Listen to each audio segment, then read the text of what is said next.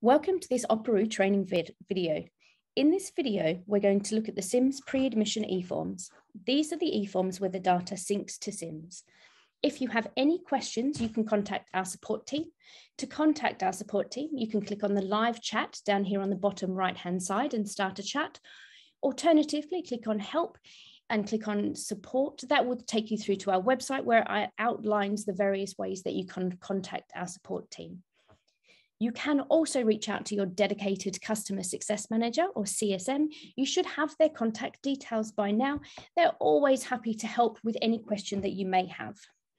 Also, in later meetings with your CSM, we will ensure that you are happy with your form and answer any of those last-minute questions you may have before you enable or before you make your form live and it's sent out to your parents and carers to complete. With this, we'll just jump straight in and show you how to create that form. In the center of my account here, I have Add eForm. Clicking on that, I'm then asked what type of form it is that I'd like to create. The pre-admission form is going to be a parent form, as it will be the parent who's completing the form. So I'm going to click Add Parent Form.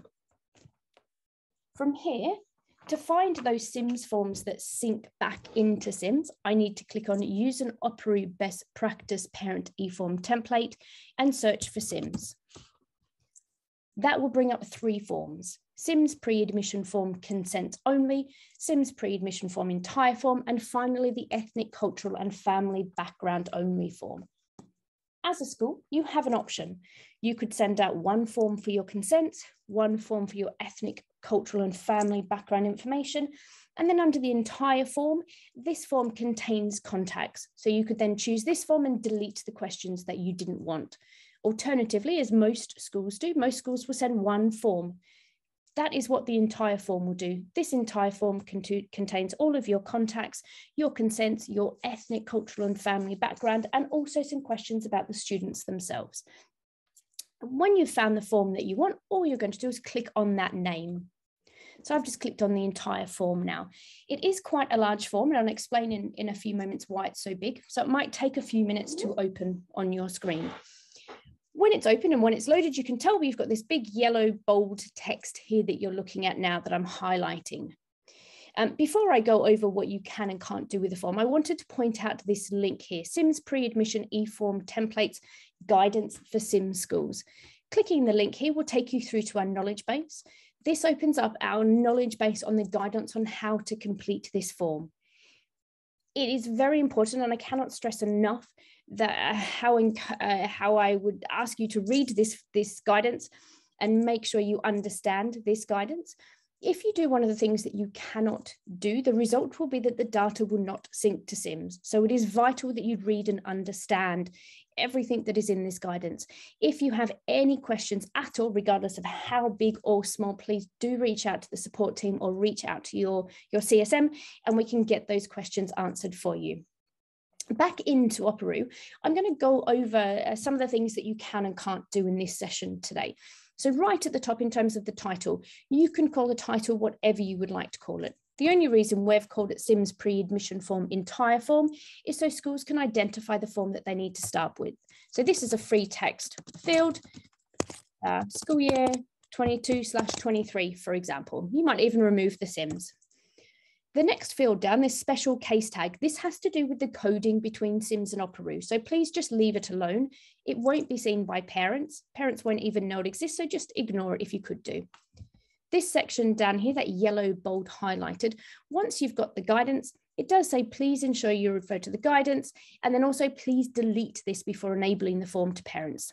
So deleting all of that, you are then left with some text. Dear parent carer, please complete the form below for @profile first name. This is all free text. You can put in here whatever you would like to. We've just given you some sample text of what might go in here. These placeholders here, @profile first name, would put in the student's first name. The organization name would put in your school name. Placeholders are found up here on the top left-hand side, just where my mouse is hovering over now, and that gives you some information about each placeholder themselves. In here as well, you can bold, highlight, underline, however you choose to format that first section of the form. Coming down into the form itself, there are 5 sections.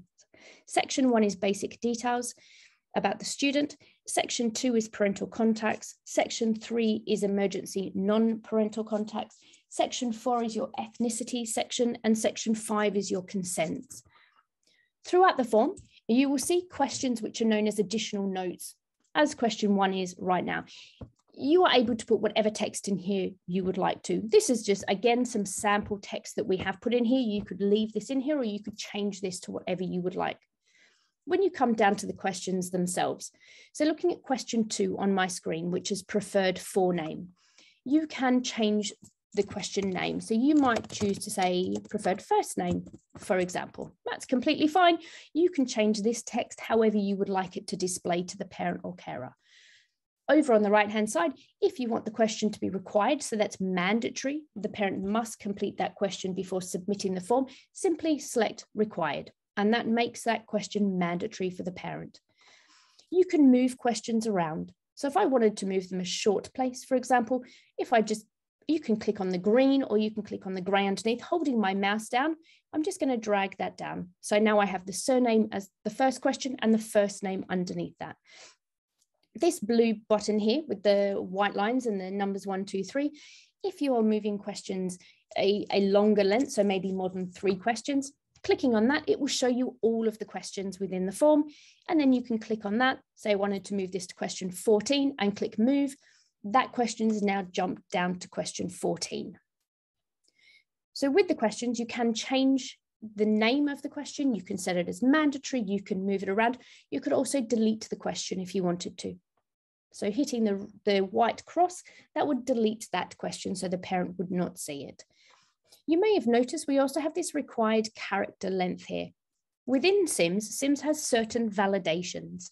What we have done within the form is we've built in those validations. So for example, SIMS won't allow a name which exceeds 60 characters in length. So we have built in this validation of 60. Any way that you see a validation, this is as per SIMS. So our recommendation is that you do not change this. If you obviously increase this to 70 and a parent provides you with a name which is over 60 characters, SIMS will reject the value because it does not meet their validations. In the guidance, which is up here on the top, which I referred to earlier, there is a full list of the validations that we have added into the form as well. So you can see those all in one go. What is the most important thing here is this reference here. So looking at question 2, preferred _ surname _ student. This is what we refer to as the question name identifier, or the Q&I. This is the direct linking for this question, preferred surname, the preferred surname that the parent has given on the form, to the preferred surname field in SIMS. Vital, please don't touch it. Just leave it alone, just ignore it. If you edit this, delete it, you have broken that connection and the data will not sync to SIMS. So that's a highlight of the things that you can and can't do when you're looking at specific questions, such as question 2, the preferred surname or the preferred first name. Scrolling down the form, you then have middle name. You have child's NHS number. So if you don't want NHS number, for example, just delete the question. You then have legal gender. So this legal gender question, and you'll see quite a few of these that have an option of male or female as gender is. This has come through from SIMS. In SIMS, there is only male or female. If you were to change this to boy, girl, the data would not sync because boy, girl does not exist in SIMS. It is male or female. So it's vitally important that the options that are available to parents and carers to select match exactly as they are in SIMS. Further down, we then have country of birth. Now, you will also see this throughout the form. Please update using the replace options with SIMS list functionality. What that means is that you're going to bring in your list values from your SIMS. Now, in order to activate this feature, you need to have saved the form. So I'm going to scroll right down the bottom to the form, and I'm going to save that form. That will take a few seconds to save. Once it does, it will be on the member page. I'm then going to go back into questions so I can continue editing the form. It won't be too long. There we go. So it's in members. I'm going to jump back into questions. So once that loads, I'll come down to my country of birth question again. It is still loading. It shouldn't be too long. There we go. So that form's now loaded again. So coming down into my country of birth. So this is telling me, please update, use the replace options with SIMS list functionality, and it's nationality that I'm looking for. All I need to do, all you'll need to do is click replace options with SIMS list. On the left-hand, find the nationality lookup value here. Selecting that, these are all the nationalities that we have in our test SIMS environment. Clicking confirm, that is now overridden the please update using the replace options with SIMS list, and it is now the nationalities that are in that SIMS lookup table. With questions such as question 5, you will see an option over here on the right-hand side called autocomplete. If you select this, this list will not show to parents as each option underneath each other. It will show as a searchable drop down. So if the parent starts typing UNI for United Kingdom, it would show United Kingdom, United States, any of those countries that start with U and I, and just make it a more seamless experience for the parent. Any of those questions which have more than 5 options, we have gone and selected autocomplete for you automatically. So you notice question 4 isn't selected because there are 2 options. If you would like autocomplete on, all you need to do is select it, and then it will show as a drop down to the parent. Scrolling further down, there's quite a few options here, so I'm just going to keep scrolling through them. Then I'm going to come to my address fields or address questions. I've got address apartment, address house name, house number, street, district, town, city, county. Preferred first name, I moved that down. I was wondering why it was there. Then I've got postcode and I've got country as well. So again, you can see country is using the replace options with SIMS list. It's really important to note, just so you know as well, with the postcode, it is a postcode validation question. So it must be a valid postcode that is provided. On top of that, if the parent or carer provides it in lowercase, it will automatically revert to capitals for you. So when that data does sync back into SIMS, it will sync in with capitals in the postcode. Further down, for the student, we then have mode of travel, bus route. If you don't ask for the bus route, just delete the question, and service children in education. So make those changes however you need to make them, but please don't touch that Q&I right here for this question. Then we come down into section 2. Section 2 is your parent or carer or parent guardian information. 19 you can see is an additional note. So again, this is all free text. You can put whatever you choose to put in this box here. For each parental contact, well, let me start by saying part of the reason why this form is so large is because we have built questions where you could ask for 9 priority contacts if you wanted to. So most of the schools that we speak to ask for 2 parental and 2 non-emergency. If you are along those lines and you're not asking for 9 contacts, what you'll need to do is you'll just need to delete some questions, and I will show you how to do that in a minute in terms of deleting them all. For each parental contact, you have the relationship to child. Now, I wanted to show you the replace options with SIMS list because I wanted to show you something else that you can do.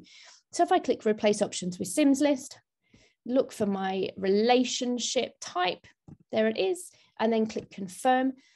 When you have pulled in your list values from SIMS, you can delete options. So for example, this is a parental care or parental guardian relationship to child. So I'm going to delete doctor. I'm going to delete head teacher, and I'm going to delete teacher, and I'm going to delete childminder. So I don't want those 4 options being selected because this is parental contacts. You can delete options as I've just done. What's really important is the options remain exactly as they are in your SIM. So if you came in here and said, oh, actually, I want it to be grandparents, but grandparent existed in SIMS, you came to the form, you put in an S, went out, anyone who selected grandparents, when you went to sync that data back to SIMS, SIMS would reject it because in SIMS, it's grandparent without an S. So just make sure, I keep saying this is where some schools get tripped up. I keep saying, just make sure that those values are as they should be and as they are in SIMS. Further down, you've then got parental responsibility, priority contact number. So if you were asking for 2 parental contacts, you could, if you wanted to, delete 3 to 9. So that is just leaving 1 and 2 for the parent to choose from. Then you've got court orders relating to the contact, I should say, title of the contact, surname, forename, legal gender, the phone numbers, so mobile phone number, work phone number, home phone number, email address, and all of those address fields again. Address, apartment, house name, house number, street, district, county, town, city, I should say, postcode and country. Also for your parental contacts, you have place of work, job title, NI number, first language, and translator required. So if you don't need to ask some of those questions, or it isn't data that you need to collect, just delete those questions. I said you can change the title, but please don't touch the Q&I and make sure the list values match exactly as they are in your SIMS. Then you come down to parent, guardian, or parent carer contact 2. The changes that you've made for the first parent, you would make for the second, so they mirror each other. If I then come all the way down to contact 3, this is where I would delete questions. So for this example, I'm going to ask for 2 parental contacts and 2 emergency non-parental contacts. There is no bulk delete option. So all you need to do is keep clicking on the delete this question. So I'm just clicking this. There is, I should say, it won't take long. It will probably take about 3 to 4 minutes to delete the questions that you don't want. The only thing to please be wary of is to not overclick. There is no undo button. So what I would recommend is that you make your changes up until that point. So your section 1, your section 2 for your parental contacts, and then save the form. Then go in and delete those questions. So if you overclick, you can go back and all you're doing is deleting again. So I'm up to 9. I've nearly deleted all of 9. So that's taken 2 or 3 minutes to delete those questions. So not a long time that takes. Then you jump down into section 3, non-parental emergency contact information. Again, 74 as mine currently stands is an additional note, so you can put whatever data you choose to put in here. Coming down, for your non-parental emergency contact questions, we ask relationship to child, priority contact number. So for 1 and 2, we deleted 3 to 9. What you could do if you wanted to is delete all of them except 3 to 4. So then parents can choose priority 3, 4. It's up to you. You might choose to put 1, 2, 3, 4, however you choose to do it. Then you have court orders relating to that contact, title, surname, forename, all of those phone numbers and those addresses again. If you do not ask for street addresses for your emergency non-parental contacts, just delete those questions. Then you have first language and translator required. Then you have an option to ask for a second non-parental emergency contact. If you're going to ask for a second one, make sure your questions for your emergency contact 1 and emergency contact 2 mirror each other. So whatever changes you need to make them for this contact as well. Once you've done that, you come down into section 4, which is your ethnic, cultural and family background section. With this section, most of the options are using that replace options with SIMS list. So you have ethnicity, national identity, religion, first language, home language, any other languages spoken outside of English, if the child has asylum status, and does the child speak Welsh. So adjust that section however you need to. Again, please don't touch the Q&Is and make sure that the options available to the parents match what is in your SIMS. The last section of the form is section 5, which is your consent section. So this pulls from section 12 in SIMS. So clicking replace options with SIMS list, it's student parental consent, and that will override the options. So I now have from my test SIMS environment, copyright permission all the way down to sex education. If there are any consents that you do not want parents to see, for example, if you are a primary school, and you don't want the parents of reception students to see sex education, just delete that option and then parents won't see that. If you find when you sync over your consent from section 12 and you're not happy or you don't like the way that they've been added, because I do know schools can customize that section, please don't make the change in here, make the change in SIMS, wait for a sync to take place again, then use the replace options with SIMS list, just to ensure that your options here match exactly what's in your SIMS. Finally, within the form, we have a signature and a date.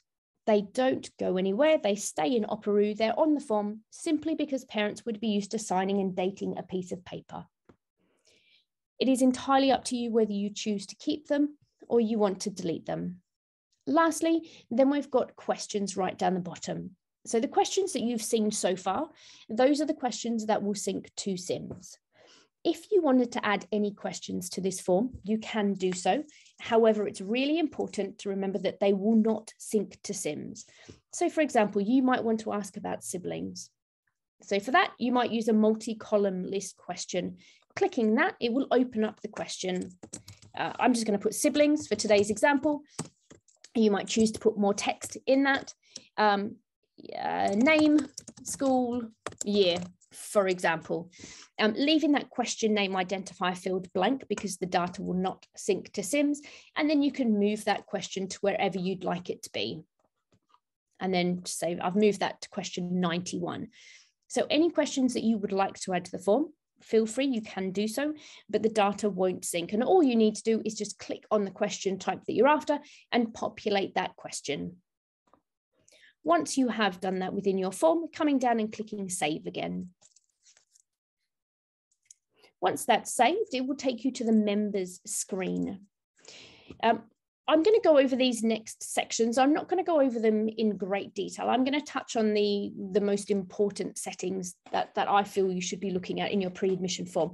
But in those later meetings that you have with your CSM, if there are any other settings that you're not sure about or you'd like to know more information about, please ask your CSM, or you can also come down to support and ask our support team as well.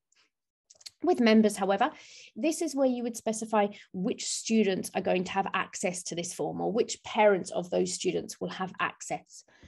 Static members is where you would manually add and remove members. So you would select a member and you would drag them down to this form. Dynamic members is where the member selection will automatically update based on the criteria that you have specified. Your pre-admission form will be a dynamic member. Coming into dynamic member and choose filter, what you'll then see on the left-hand side are the groups. Now you will have groups from SIMS, for example, houses, registration groups and years, but this is where you would create or would have created your other groups. Now, if you haven't created your pre-admission group and you are watching this video, there is another video that shows you how to create groups. So please watch that. And that will explain how to create your pre-admission group. However, there is also a knowledge base article on how to create groups as well, and the support team and your CSM can help. My pre-admission group has already been created. So all I'm going to do is select admissions on the left-hand side. I have 10 pre-admission students. Clicking confirm and clicking save and next.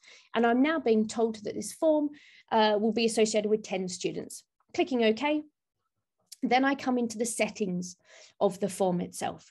So the first setting is your access restrictions.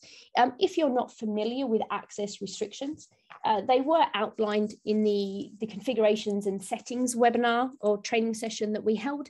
And there is also a knowledge base article on access restrictions. Coming down, this restrict other contacts from viewing the responses. This is a really important setting to point out. Any contact who has view and update access to Operoo. So any student contact who has access to log into Operoo to see eForms and to see the student profile can see any eForm response, regardless of whether they have given the response or another contact has given the response. What you can do for certain forms where you think it might be appropriate, you can change that. So you can restrict other contacts from viewing the responses. So if I select this now, I send this out to a parent, just say mum completes the form. When dad logs in, dad would not be able to see the form responses that mum has given. So it is not best practice to set this for every form because there are a lot of cases where both parents need to have access to the responses that have been given.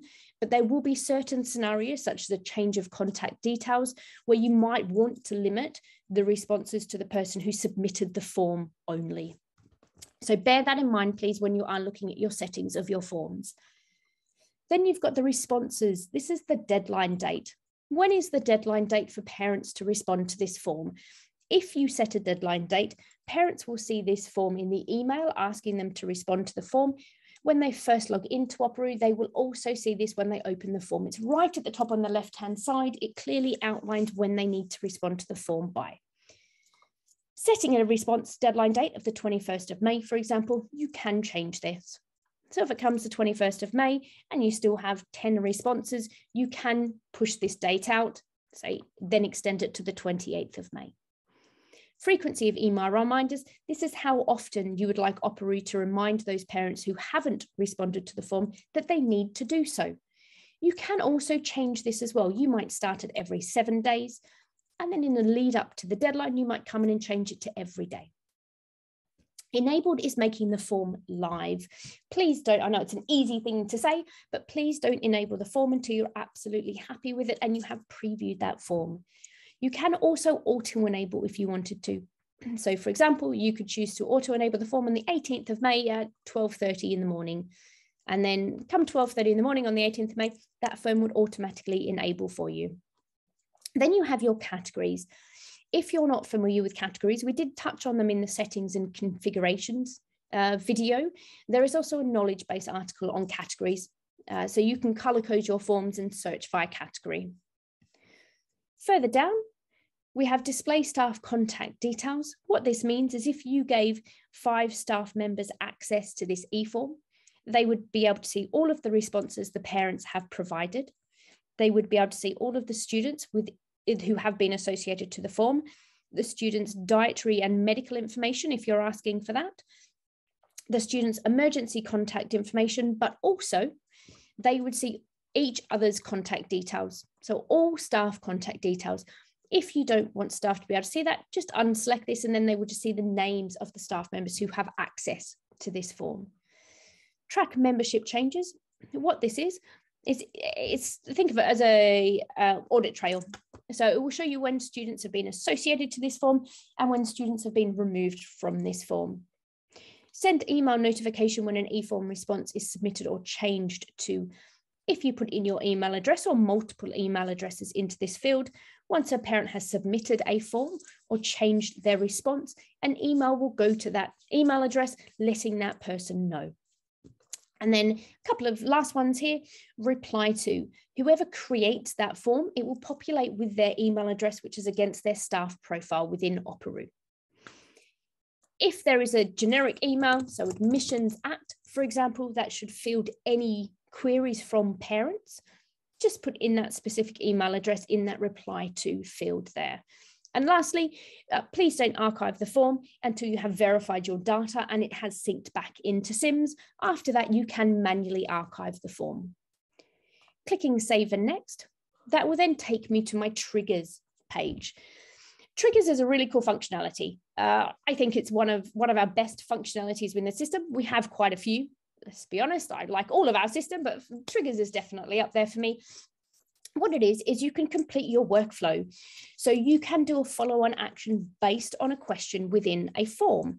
So for example, with a trigger, you can send an email back to the parent. You could send an email to anyone within the school. You could send an email to anyone, an external caterer, for example. They don't have to be a member of Operoo. You could send another eForm to the parent. You could add the student to a group. There's multiple ways that you can use triggers. Some main examples that we give most schools using the pre-admission forms is a generic email that goes back to the parent. Thank you for your submission. We look forward to welcoming your child. And just a really nice email that goes back to the parent. When parents submit the form, they are shown a pop-up letting them know that the form has been submitted, but I think a nice email may remove the need for parents calling you, asking you to confirm that you've received their submission. Other examples of forms that triggers you might want to create, you might ask a question about if the child is eligible for free school meals, a yes, no, maybe question. And then you might put a trigger on that. If the parent says yes or unsure, they're sent an automatic email that asks them to complete an application form. They would click on that link, it would open up the external application form, and then they would see whether they're eligible or not. I do have more examples, but that's just a few. What I want to do now is I want to show you how to create a trigger. So I'm going to create that trigger, which is that email back to the parent, thanking them for their submission. When it comes to creating a trigger, there's a few high-level questions that you need to answer. This helps Operoo know what's going to activate that trigger. The first one is select a question. So what question is going to activate that trigger? For this, I'm going to use a question that I know all parents are going to respond to, and all parents are going to respond to the legal gender because I have that as a mandatory question. Then I have an option, or I'm being asked to choose a rule. My options are a specific option selected. So if I select this, it's male, female, or provide any non-blank answer. For this trigger, it's going to every parent, regardless of the gender of the child. So I'm going to select provide any non-blank answer. Then I'm asked to choose an action to execute. This is my list here. I'm going to send an email. Then I'm choose to select a sub-action. This is where I'm going to send an email to the parents. After I've done that, as with any email, a subject and a body of the email. So it's free text. So for your submission, thank you for your submission. What you can also do, if you have placeholders over here, I could put in the organisation name. So this would read, thank you for your submission for Tom's school. Further down, dear parent carer, thank you for your submission. Oh, can't spell. I'm just going to copy and paste this. And then I have other placeholders. So I could put in the profile name, which remembering is the first and last name of the student, or I could put in profile first name, which is the first name for the student. So thank you for your submission for insert first name. We look forward to welcoming whatever text you would like to put in there. Once you've created your trigger, click create new trigger. From here, that has saved. I can edit the trigger by clicking the pencil icon if I wanted to. I could see the details of the trigger, so what is driving that trigger. In the trigger activities, this will show me information about the trigger itself. When was it created? Who created it? How many times it's been activated? Now, this is an email trigger, so which parents have received this? How long did it take for that email to be sent to the parent? All of that pertinent information there. And then finally, I can delete that trigger by clicking the bin icon. You can create as many triggers as you would like. Now, there's no limit to the number of triggers that you create within your form.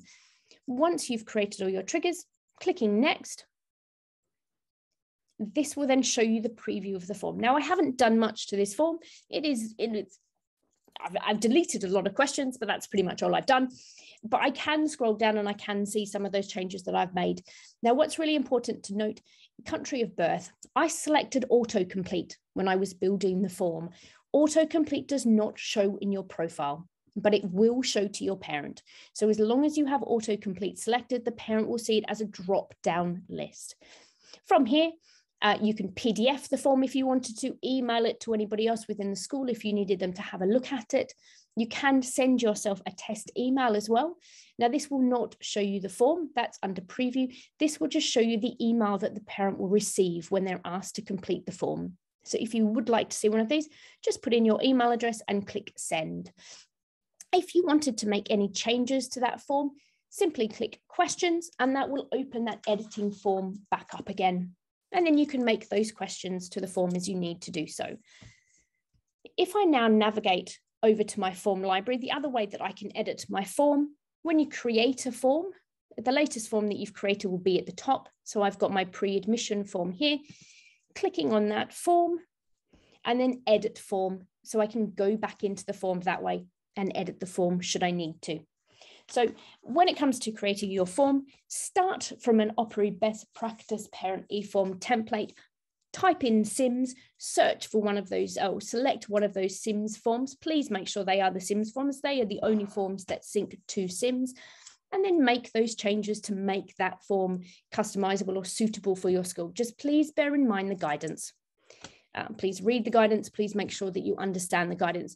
We want your data to sync back to SIMS successfully. We don't want to see you having to copy and paste your data from Operoo into SIMS. The last couple of things that I wanted to mention. Once you have your form responses back, what you need to do is you need to match the responses or the contacts that have been given against those contacts that you hold in SIMS, and then verify that data.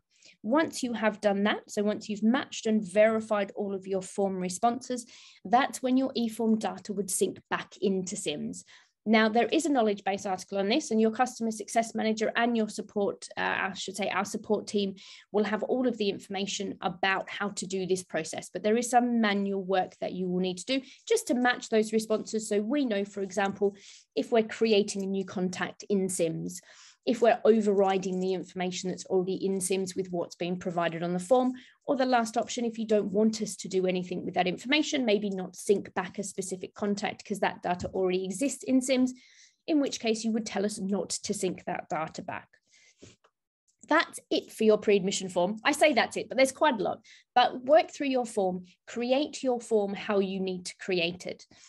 Now, when it comes to creating other forms, I know schools create other forms such as a homeschool agreement, or if it's a nursery or reception setting, kind of a getting to know you form. When you come to create other forms, you would create them the same way.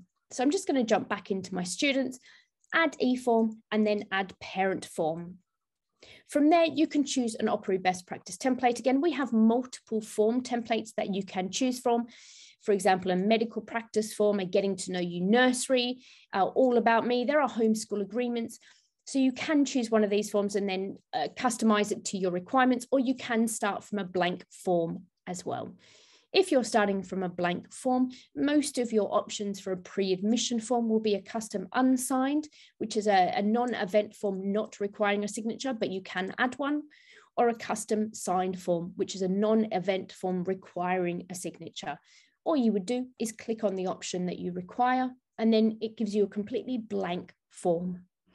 So this is very similar to the SIMS form, except this one has no information. You would put in a title, put in the information and add those questions and click save. All the settings are the same that I went through on the pre-admission form. Hopefully you've found that helpful, and that's a really good starting point for you to create your pre-admission form. Please don't forget, if you have any questions, contact the support team or contact your dedicated CSM, all of which we are more than happy to help you through creating your pre-admission form. Now, if you haven't had a chance, there is the settings and configuration video to watch, which does guide you through settings and configurations of your account. And there is that group video, which shows you how to create groups, whether they are static groups, so that's a manual group, or a dynamic group, so that's an automatic member association based on your attributes that you set up. Thank you very much for your time. Any questions, please let us know. Thank you.